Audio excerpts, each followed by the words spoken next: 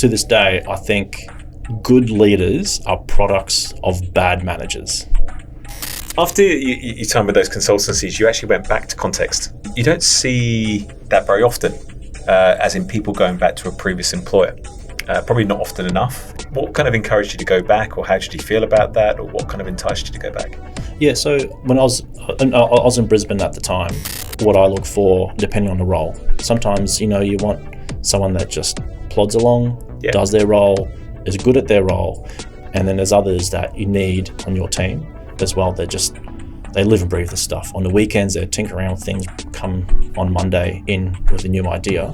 Yeah. And any team needs to be built up of everything between those two. Meet Lukasz Gogolkiewicz. Gogolkiewicz. So Gogo. Yeah, Gogo. Kiev, like chicken. Kiev. And then itch, like you have Kievich. There you go. A seasoned cybersecurity leader with 2 decades of experience. Currently the head of cybersecurity at Accent Group. He has held key roles at IBM, NAB, Context Information Security, Interlock Technologies, Alcorn Group, Crest, DroneSec, Seek, and AWSN. Lukasz specializes in safeguarding sensitive data across business systems and IT infrastructure, ensuring top-tier security. Beyond his corporate role, he's a dedicated board member of the Australian Women in Security Network, mentoring and empowering women in the cybersecurity community. Alrighty, Lukasz, thank you for joining me today. Thank you for having me. Gogolkiewicz. Gogolkiewicz. So Gogo. Yeah, Gogo. Kiev, like chicken. Kiev. And then itch, like you have Kievich. There you go. There you go. I've been practicing that because I thought this is going to trip me up. Trips everyone up. So, all right, got it. Gogolkiewicz. There you go. What's the origin? Polish. There you go. Okay, so you were born in Poland? Yeah. So I was born in Poland. It was still a communist country, actually. Yeah. So we actually escaped communist Poland to come to Australia in 1990. Yeah, right. So that was just before, right? Because it kind of been much longer. Yeah. So like 91, 92, I think. 1990, actually. Yeah. So my mum spent a lot of money bribing people to get out of the country to have it, the wall collapsing 6 months later. But ultimately, you still weren't allowed out until a little bit later. Yeah, it takes a bit of transition time. Let's put it that. Yeah. Look, you've had an incredible career, and I'm sure there's still much more of that to come as well. But and I was really interested today to kind of understand how you landed in cybersecurity. And which we will get to, but I did want to go back to the kind of start, because I was doing some research about your background and trying to understand where I thought it could have started. And I could see around 2003 a bunch of TAFE courses, project management, technology. I think I then see Griffith University, Department of Education. What was going on? How did this all start? Kind of out of high school. I never wanted to get into IT or cybersecurity. Okay. It was always one of those things where it was a deep passion of mine and hobby. So I might send you the photos later on, but within my bedroom at home, when I was probably about 13, 14, I had a friend of mine who worked for Netball Queensland, and she was an accountant there, and they said, hey, we're getting rid of all our computers. I said, I'll buy them all. So I bought them all for like $30 each or something like that. So I spent about $150 on all these computers. And in my bedroom, it was a sauna because I had piles and piles of computers. And I was just really naturally into it. I was doing networking, setting everything up. Virtual machines weren't really a thing back then, so you had to have lots of computers. And it was always a hobby. Yeah. Right? And then I thought, I don't want to resent something that I really enjoy doing as a hobby later in life. So I'll keep it as a hobby and I'll do something else as a job. Yeah. And I'll just, naturally go back on the weekends and tinker around with these computer things. So I was in high school and I was hacking things quite a lot, like most kids my age back then, all those that had the technical ability anyway. So doing the hacking things, learning some stuff at home, and then bringing that obviously into school to do a lot of nefarious activities. Yeah. It was kind of not super illegal back then, more frowned upon. But I got to know the IT manager there quite well after being caught a couple of times. But had the intention of joining actually the Air Force. So I said, I liked electronics. Remember those Dick Smith's fun way into electronics sort of kits? You just build like crystal radios and stuff like that. So I thought maybe I could do this as a job. And I was joining the Air Force to become an electrical engineer. Yeah. Way back when. So I went through all the tests, medical, psych, yada, yada, yada. And they just stopped getting back to me. The recruitment process just stopped. Okay. And I called them up a few times and I said, hey, what's going on? I'm just about to finish high school. I want to transition into, military. And they said, oh, sorry, we're in the middle of changing our recruitment companies. We'll get back to you. And 6 months later, they did get back to me. Yeah. But I was already enrolled at TAFE, which is where I started those things. And the reason why I enrolled at TAFE was I said, okay, well, if this Air Force thing is not going to work out, maybe I'll join the police force instead. Yeah. You've got a thing for uniforms? maybe it is. So I was joining the police force, and in Queensland at that time, I don't know if it's changed since, you had to be either over 25 or if you were under 25, you had to have a tertiary education. Right. So I thought, well, what's the quickest way I can do this? TAFE to 2 years, I'll get it done and then move on. So during that period of time when I was at TAFE, I actually saw myself in the role of doing this as a day-to-day kind of thing. As part of the Queensland Police recruitment process, you also had to show volunteering in the community. So I said, you know what? I'm going to go back to my old high school. I'm going to say, hey, Bob Rogers, my old boss, said to him, hey, can I volunteer? Oh, this is what I want to do, police force and all those things. Yeah. Can I volunteer here 1 day a week for the next 6 months as I approach the end of my TAFE? And he said, yeah, sure. We'll gladly get an extra set of hands. Yeah. And he was interesting. He was probably like my first really good mentor because he kind of convinced me to go to university along with my mum as well. Right. She said, try TAFE or try university and see what happens. Always have something in the back pocket. So I went to my old boss and I said, all right, how about if I start working here instead? And he said, fantastic. You can start next week, sort of thing. So I got into... So this was at the high school? Yeah. Right, okay. Yeah, so I started working there officially when I started university. And he said to me, which was fantastic, and I took that on board, and I think I brought that into a lot of my leadership style, where I said, you know what, you focus on you. What you do is important in your life.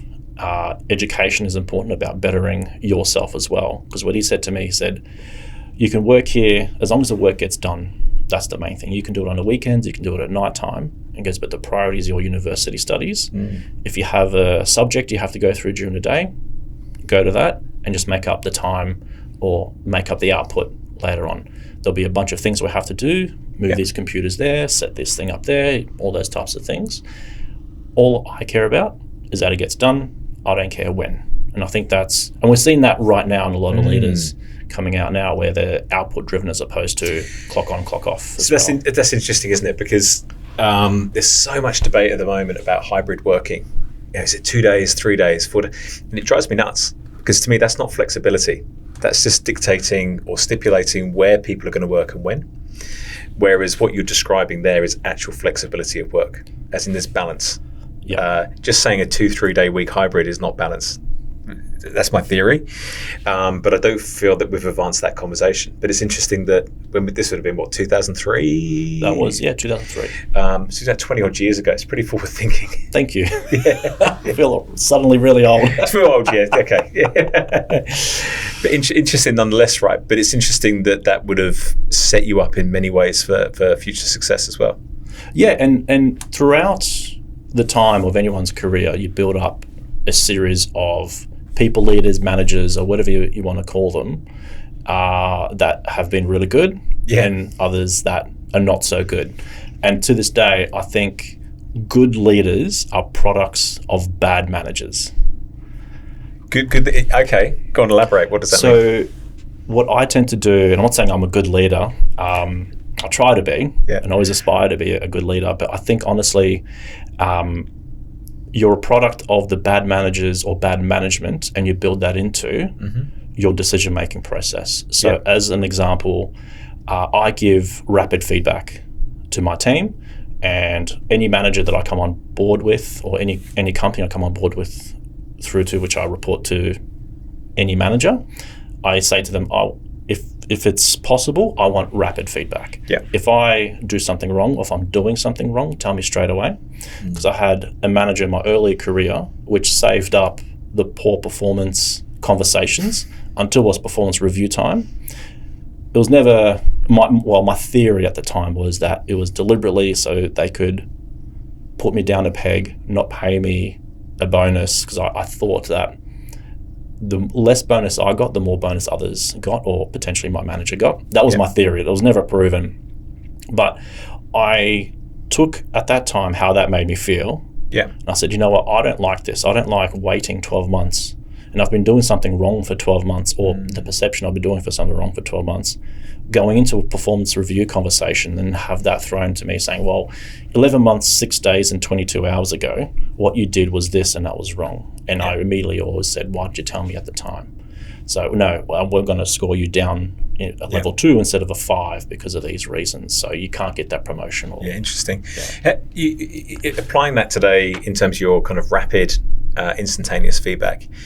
Often people, in my experience, say they want feedback, but then they're not very good at taking it. How do you navigate that as a leader? It's really tough, and every single individual is very, very different. Yeah. So certain people I've worked with want that rapid feedback, and I will gladly take that on transparently. Others, you have to massage it a little bit, or you have to allude to it and then drop, the nugget a little bit later on. Yeah. So it really depends on the team, the relationship you have with the team. But how I do it is I establish the ways of working whenever I come into a new role up front. And say, hey, this is how I operate. This is how I like feedback. If I'm doing something wrong from your perspective, please let me know.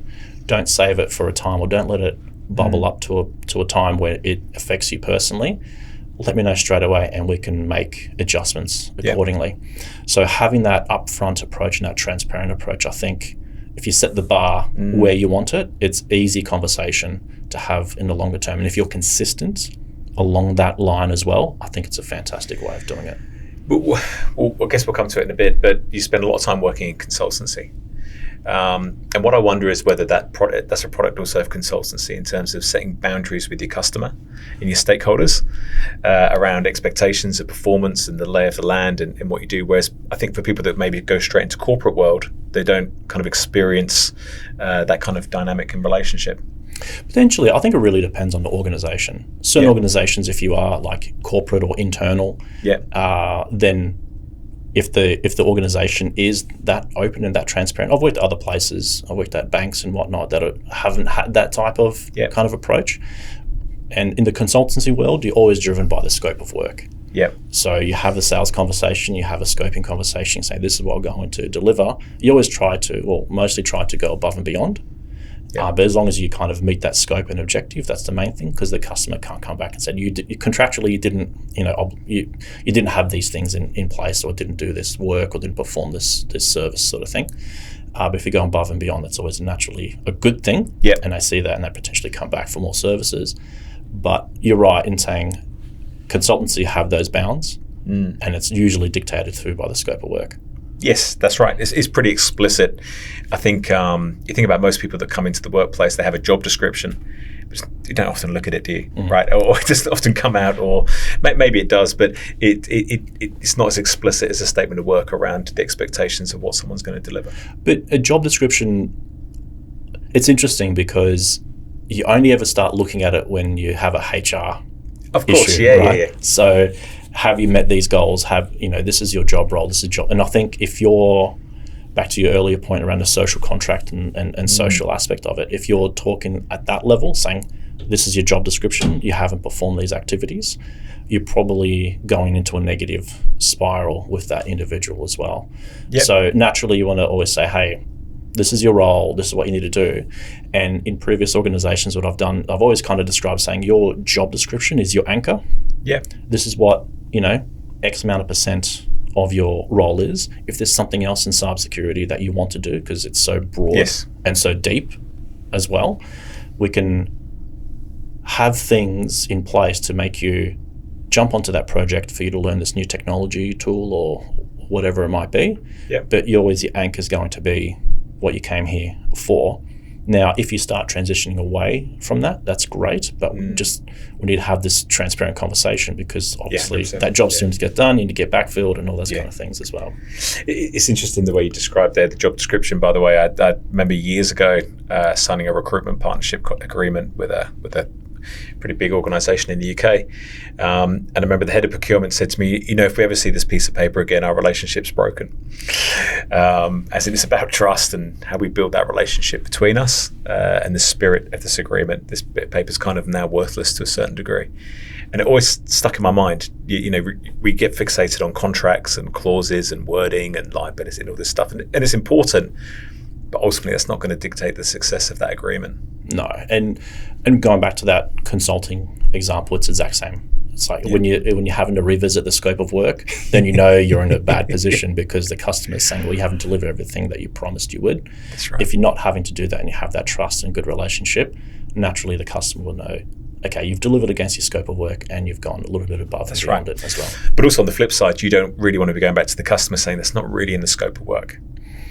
It means something's gone wrong both ways, right? As in, it's an interesting concept, but it should really set the boundaries and then disappear.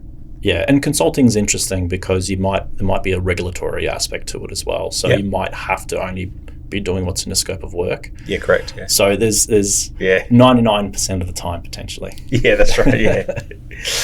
So let's go back to your Griffith University. I think it's where you went. Is that right, Griffith? I think that's how you say it. Up in Queensland.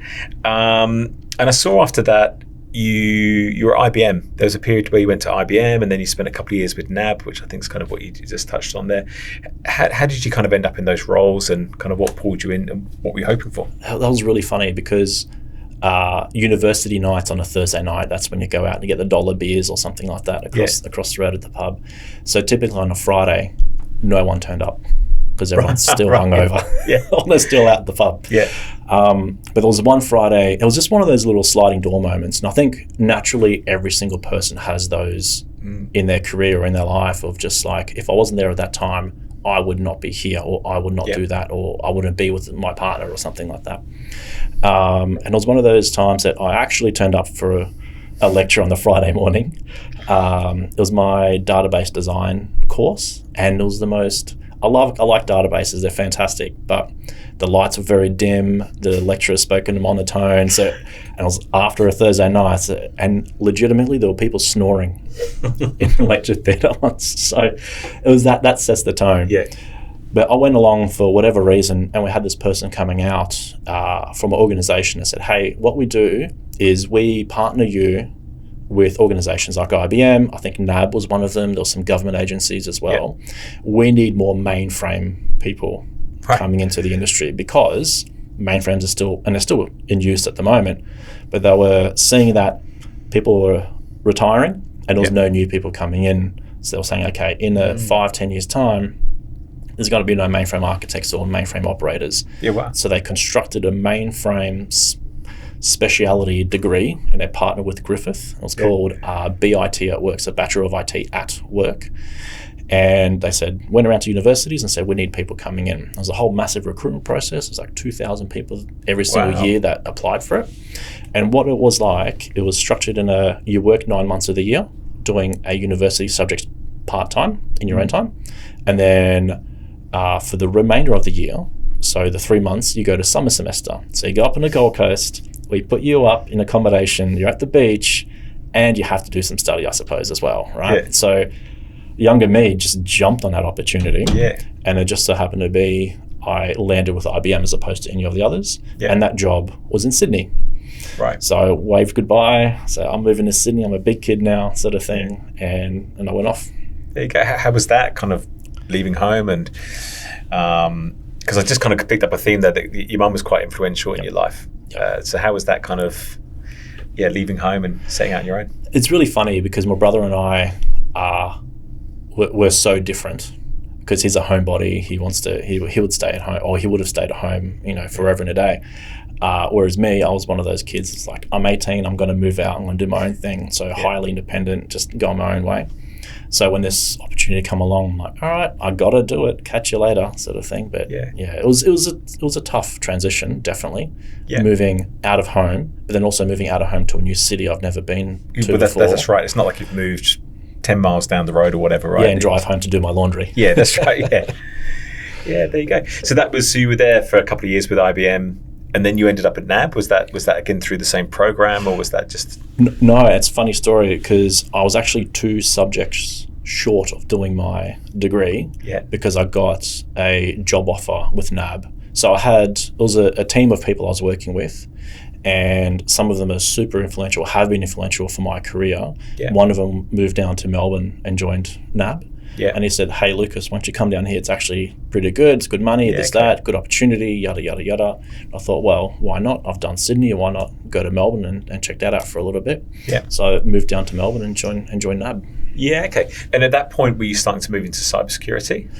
Yeah, so there was always cybersecurity it was always in the back of my mind. Yeah. So when I was at IBM, I was working on intrusion prevention systems, firewalls, so it's, security products, not pen testing, not security architecture, like pure play kind of security things.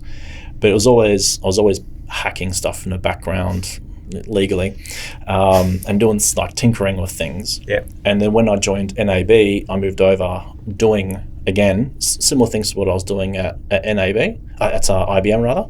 But then eventually I transitioned through to their internal pen testing team, and it was a specific person that just saw something in me at that time, says, you know what, you're not an idiot. You actually can do these things. And I remember he was dedicated 2 hours every Wednesday. He said, we'll start from 4. So it's an hour of work time, and then we'll go till 6. So it's an hour of your personal time. Yeah. And I'll teach you pen testing. And this is what SQL injection is, what cross-site scripting is, those fundamental things. So Justin Waite, and I owe a lot to him because that was my first real kind of foray into the pen testing world and professionalizing it instead of just me hacking some things, in my own time. And then eventually, some planets aligned and I moved over into their internal pen testing team. So it's interesting, you're still relatively young at this point, right? But you've had 2 people that have given you an opportunity, that have taken you under their wing. Yep. I'm not sure if you'll be prepared to answer this question or not, whether you're too humble, but what do you think they saw in you? Oh, that's a great question. I honestly think just the drive. I'm always naturally curious, although right now I'm in a management position, not really technical and on the tools kind of thing. Yeah. I still dabble with things because I'm naturally curious about those types of activities, build things, break things, that kind of thing. Yeah. So when you understand how things work, you can break it from a pen testing perspective. Yeah. When you understand how things work, you can build it as well from like a security engineering and architecture perspective. So that natural curiosity, natural kind of asking why. And rewinding back to my teenage years, I pulled apart everything in the house. Yeah. So I got electrocuted a few times. I pulled apart the wrong thing while I was still plugged in. But naturally, that curiosity was there. And, that's what I look for in anyone coming into any kind of role. Like, do you live and breathe this stuff? Yeah. To a degree. Yeah.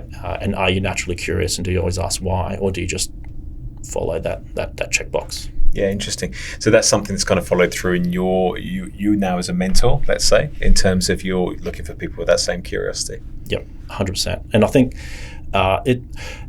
people fall into various camps, right? So there's potentially, if you work your 9 to 5, there's nothing wrong with that because you might have family at home, you have personal commitments, or there might be something else going on in your life. That's fine. People might work 9 to 5, but outside those hours, they're just really deep diving into whatever they're super passionate about, whether that's work related or not. That's fine as well. So what I look for, depending on the role, sometimes, you want someone that just plods along, does their role, is good at their role, but they hang their hat up sort of thing at the end of the day saying, I'm going to transition into dad mode or mum mode or whatever that might be.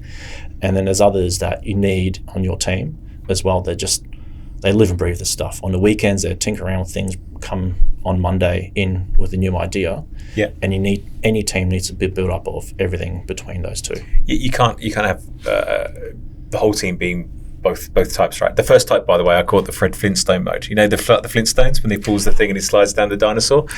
It's the Fred Flintstone syndrome, as in, which is great. There's some people that is important. They've got young families, they've got kids, they want to go home, they want to be part of it.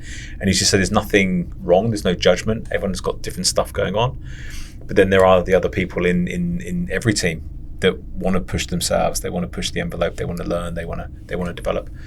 And it sounds that very much what you kind of built your brand around early on in your career. Yeah, and definitely at IBM, I definitely ruffled a few feathers because I was brought into a very specific compliance type role. Yeah. And I said, I don't like this stuff. I'm going to focus on these things. So I did my 9 to 5, I did my job. And then in my own time, I was fortunate enough that I had access to about maybe 2 or 3 rooms full of a lot of gear. It's probably in total probably worth about $2 or $3 million at the time. So we had certain labs set up that mimicked customer implementations, and me and a close friend of mine, we spent genuinely every single waking moment in that lab, setting things up, tearing it down, setting it up, tearing it down, so you could just rapidly ramp up your knowledge, so you could show and prove to other teams saying, if you get me out of this compliance role, here's what I'm going to bring into your team, the knowledge of this thing or that thing. And also specifically one massive incident that we had on a customer network. And I just said, have you thought about this thing or doing it like this? And then that was the aha moment for the team, and they were able to fix it. And they're like, hey, this guy's not an idiot. It's interesting as well that you've worked into enormous organizations, right? IBM and NAB. You've also moved yourself to the 2 biggest cities in Australia. Scott Galloway talks about this, which is the kind of best way to kickstart your career is to move to a massive city and work for a massive company, because there's a multitude of many more opportunities that you're going to be around than being in a small city, in a small place, in a small organization. You just haven't got the same degree of exposure for your own personal growth and opportunity. Yeah, and Sydney and Melbourne definitely did that for me. Yeah. What did it more, I think, much more, was moving to London. Yeah. And we've seen Claire O'Neill, when she was the cybersecurity minister, say, the UK is ahead of Australia when it comes to cybersecurity maturity. They've done it they've thought about it in the weaponized mindset perspective for a long, long time, because they had to, because of the IRA and everything that was going around that. And you go over there, you work over there, and this is what I say to anyone I mentor: go to the UK. Yeah. And early on in my career, I had someone say, go to the UK. One year over there equals 2 years over here in terms of experience. Right. And I would say probably at that stage, it's probably about 3 years experience, depending on how much you put into it. But I always say, make sure you come back.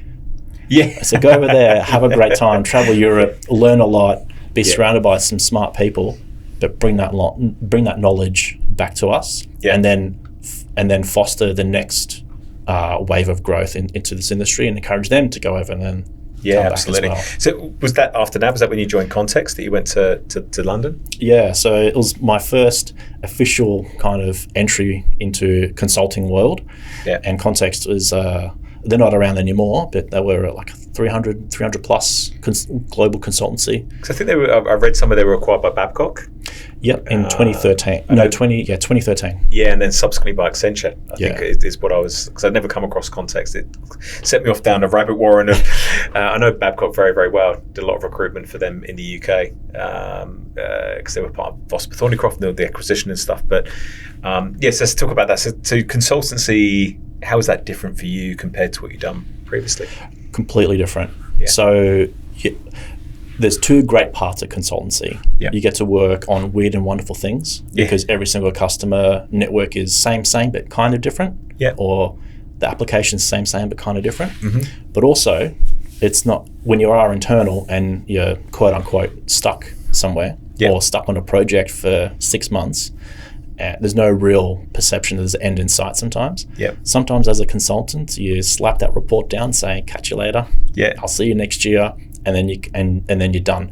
Thankfully, I didn't see a lot of customers that were that difficult to work with, which was good. But sometimes it was really good to just slap that report down on a Friday saying, I'm done with this place.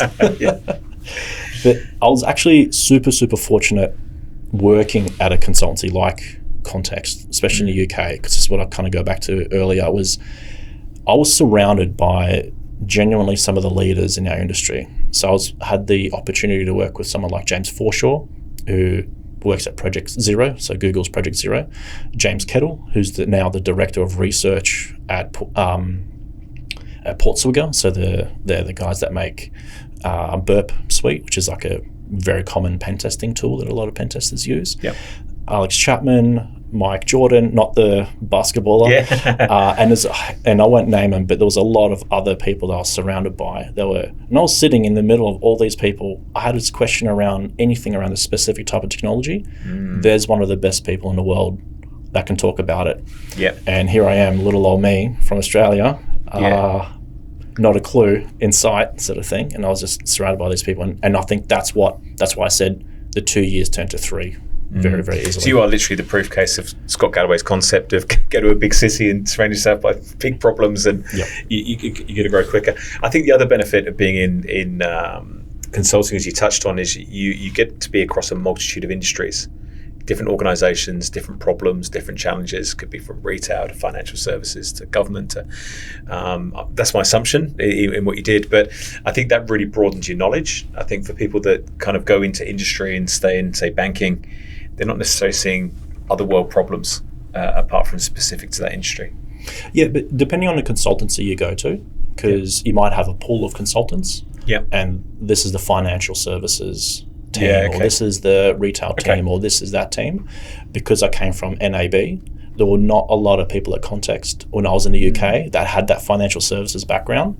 So when you think about it, when a salesperson's bidding for work, they'll say, hey, I have Lucas. He comes from a large bank in Australia, so he understands what you're going through. So a lot of the security work I was doing was focused on the banking sector, which in the UK and Scotland and then mainland Europe was quite big. So I'll probably say about 40% of my work, 30% of my work was financial services driven. I wanted to kind of move away from that. So I had no choice but to get really good and really quick at other things, so I could be put on those other jobs like red teaming or social engineering or something like that. And you were there during the Babcock acquisition. How did that change things? Because I'm curious about people that go, particularly to cybersecurity consultancies. They tend to get acquired, right? There seems to be a theme. And then does that change things, going from this kind of very successful elite kind of medium-sized business, small medium business, that's suddenly acquired by a different entity? I was in a fortunate position because I went through something similar when I was at IBM.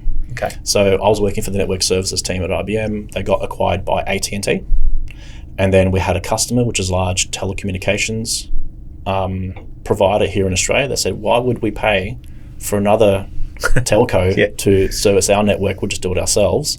So that got half sold to this other place as well. So I was bouncing between 3 different companies. It was a very strange kind of series of events. So that kind of warmed me up to the whole concept around, you know what, the only thing that changes, your seat stays the same. The only thing that changes is your email. Moved over to Context. We got acquired by Babcock. To be honest, nothing changed. They just said, you're an investment. We'll probably sell. They probably knew that they were going to sell them later on, which they did for a hefty premium. And nothing changed at all. They left us to do our own thing. We're still doing exactly what we're doing before. So thankfully, with that transition, nothing happened. But others have not. So it was more of an exit for the original founders to kind of realise the wealth that they created from that business. And they did quite well out of it. And one of them I'm still in touch with whenever he comes out to Australia. We'll go out for coffee or other things, beer or something like that. On leaving Context, you subsequently joined a couple more consulting firms. I think it was Interlock and Alcorn. I think I've got that right. My read from that is that you kind of thrived in consulting. There seemed to be, you found your happy place. Is that a fair assessment? Yeah, I actually genuinely enjoy consulting. Going into, and that's back to solving problems when I was younger, or you're going into a situation where you have a certain customer experience a certain thing, and you're there to solve problems, or you're there as a pen tester to create more problems for them because you're showing them a report with a whole bunch of red. But I like the idea of being thrust into a situation, sink or swim, and then hopefully swimming. And 99 times out of 100 I swim, sort of thing. And very rarely you have to pull back. But I like that situation of helping customers come up with weird and wonderful solutions, or working through problems and then coming out to an outcome. So I've also got this kind of theory around cybersecurity, and this is probably more than, maybe less so now, but maybe still the case now, which is it's only really the big companies that have got sophisticated cybersecurity teams in-house. Or the bigger companies with the budgets, the resource, the majority will have it, but they'll tend to outsource to consultancy. So I guess my theory as a result is that if you're building a career in cybersecurity, it's a great place to be, because you're actually going to get into organizations to be able to solve problems. Does that make sense? Yeah, it does. And what I strongly encourage everyone I talk to that is kind of getting into cybersecurity or has been into cybersecurity for a short time, that they bounce between the two. Yeah. Because naturally, when you're in industry or internal role, you see the problems very inwardly focused. Yep. And you start focusing not only on the problems that you have, but also the organizational politics and all these other things going on, the social club and all those other things, which might not really be meaningful to you, might be as well. And there's others that I know that really deep dive into those things, which is great. But in the consultancy space, you do get the experience of breadth of problems. Yes. And what you find out after 10,000 engagements is that they're all the same, but slightly different. They're all having the same problems. Everyone's having issues with APIs. Everyone's having issues with web applications. Everyone's having issues with not enough budget and whatnot. So what I strongly encourage people to do is just bounce between the two. Every so often, go to internal, go external, go internal. Yeah, and I think, as you say, I think that plays to learning both sides of the coin, so to speak, as in you've got to be that technical specialist in cyber, but you've also got to understand how to apply that within business. Yeah, and I think working in a consultancy space, it provides you the tools that you can go in and talk to anyone. Yeah. So if you're reasonably okay at talking to people you haven't met before, if you're going to like a dinner party or a barbecue or something like that, and you're comfortable just chit-chatting, I think you're probably going to be a decent consultant. Yeah. Because you naturally just try to find something, those things that you have in common. Oh, do you like woodworking? Yeah, okay. Do you like dogs, or do you like kayaking or something like that? So that's interesting. Do you think, this is maybe a slightly controversial question, personality-wise, cybersecurity attracts people that are naturally extroverts? Or are they more naturally introverts? I wouldn't say naturally extroverts. I think it's the public perception is always that we're all kind of introverts in our mum's basement with a hoodie on, sort of stuff. Yeah. But I think as we get more mature as an industry, it's actually really getting a lot better. Yeah. Because we attract others to come into it, and that's where the diversity kind of thing really comes into its own, because it's not always those teenage kid was a hacker, goes into pentesting or goes into consultancy, and then they don't really want to go on a client site, or when they do, they got their hoodie on or the headphones on, they don't really talk to the client very well. We're getting a little bit more individuals that come naturally with those really good speaking skills, communication skills, stakeholder management skills, and I think that's quite positive. Yeah, look, I agree. I think as well, this is my kind of perception looking into cybersecurity. The technical thing is one point, but actually probably most of the issues in cybersecurity are human error, right? Someone clicking on something they shouldn't have clicked on, someone engaging with say like a link that's come through on their email or whatever. The business partnering skills and the communication to be able to work with people in the business that are going to probably cause the problems down the track, I think is a key skill. Oh, yeah, 100%. And when you come up against things that are human problems, you have to have a human-centric approach. Yeah. Yes, the technology helps. Yes, we have filtering, we have a WAF, we have email filtering, content filtering, all those types of things that stop that email getting to your inbox in the first place, or help stop that email getting there. But you're talking to humans, and it's always a social problem. That's right. Why did you click on that link, or why did you interact with that? What stood out to you, and how can we give you the tools in order for you to help identify next time how not to do that, or how to report it instead. And how do you build the trust that someone's going to put their hand up and say, I think I just did something wrong? Well, and that's a school of thought that's going on around the industry at the moment, is from a social engineering, phishing test and simulation types of approach. Do you penalize individuals in terms of, hey, Anton, you clicked 3 times in the last 3 months, you're out the door? And to a certain degree, there's an understanding that it's potentially negligence. Yeah. Because you are provided a tool, which is a laptop. You have access to resources, which is our data. So naturally, the executive thought is, well, you're being negligent in your role, just like if you're in a retail setting, you're giving out cash to the customers or you're giving poor refunds or something like that. You're being negligent in your role and there should be recourse. But also, it's absolutely a human problem.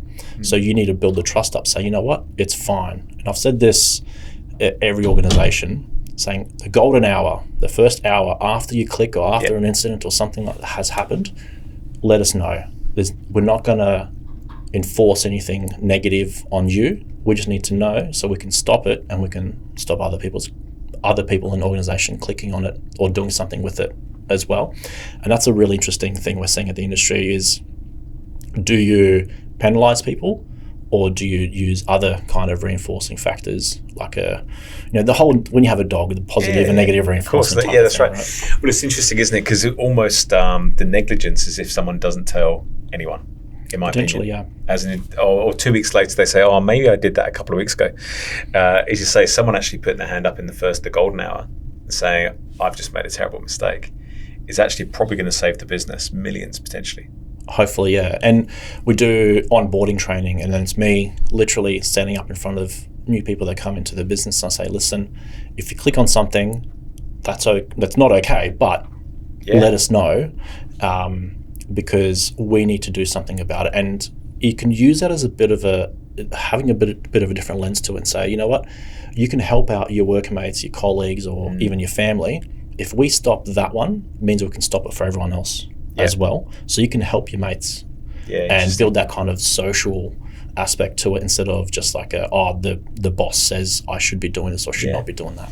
But that's a big mindset shift, right? Because as you say, most people probably came into cybersecurity because they had an interest around hacking or pen testing or some of the real deep code and the technical bits. But suddenly you're talking about more of a psychological, human aspect that's probably the secret to their success. Yeah, and that's why I really enjoyed things like social engineering. I enjoyed it and I hated it at the same time. Yeah. So physically breaking into places, having people say, "Oh, yes, they'll hold the door open for you," kind of thing, or let you in, or convince them to click on an email or do something. I really enjoyed that, but I really didn't like it at the same time. Yeah. After your time with those consultancies, you actually went back to Context. I did. Briefly. Now, the reason I kind of pick up on that is because you don't see that very often, as in people going back to a previous employer. Probably not often enough. It seems to be, again, I couldn't give you the stats or the percentage of that, but I look at a lot of resumes and you don't see it very often. So I was just interested, what kind of encouraged you to go back, or how did you feel about that, or what kind of enticed you to go back? Yeah, so when I was in Brisbane at the time, and the new role back at Context was in Melbourne. So it was an opportunity to move to Melbourne. Okay. This is the best city. Take that, Sydney Siders. Yeah.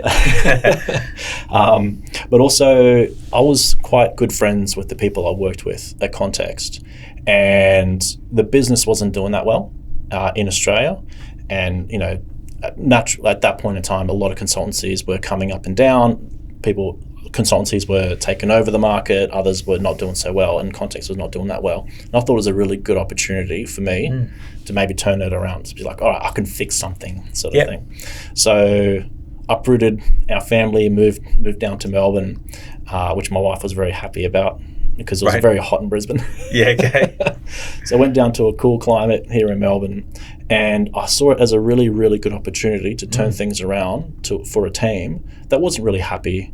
There were people leaving. There were interesting characters in the team at the time as well. And my predecessor, who was working there for quite some time, and a good friend of mine, was leaving as well. Yeah. And I said, you know what, I can come in, I can take care of these guys, and then maybe have a positive effect on it. And then ultimately, what came out before the Accenture acquisition was we were able to turn that business around. It was losing money year on year, and was actually gaining, revenue after a period of time as well. So it's quite positive. We were in a position where we could pick and choose the type of work that we got, so that encourage people or consultants or people to stay because they were always put on really cool jobs or interesting work or whatever. naturally, there's always the stuff that you have to do to keep the lights on. Yeah. We had things like we had barbecues, we had lunch and learns, we had all these kind of really cool things that built the team up quite close. And to this day, we have a Signal channel. We're still chatting and just posting just random stuff constantly, which is great.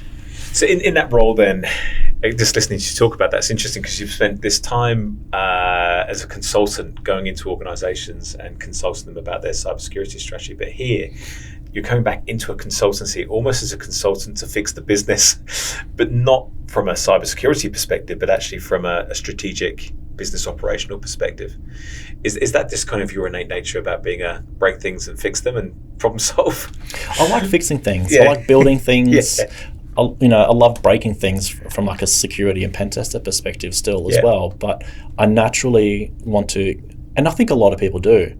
They'll see a problem, they want to do something about it. You walk down the street, someone's sitting on the sidewalk, and you want to say, "Hey, you okay?" kind of things. You naturally want to help people and help companies, and will help anything kind of and build that up. So I think it was a really good opportunity for me to be in a unique position there to help build it up. Was in that role you were head of APAC? Was leadership a natural step for you? Leadership was interesting because it's one of those things. I never saw myself in any kind of managerial or leadership role longer term. That's the end of part 1. We'll see you again for more this Saturday for part 2. Thank you for listening to Tales from Tech Titans, and be sure to follow us wherever you get your podcast. If you'd like to get more insights about tech careers, then check out the Ember, that's EMMBR LinkedIn page for the latest updates, articles, and engaging discussions.